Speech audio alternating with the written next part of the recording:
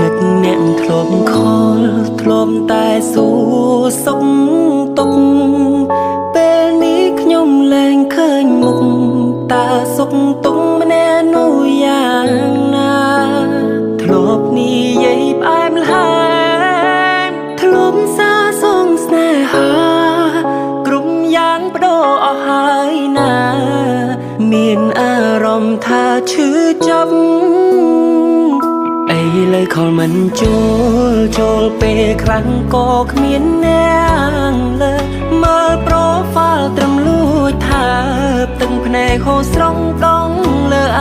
iPhone តើត្រូវរុំបែបណាពេលដែលគ្មានរូបស្ងួន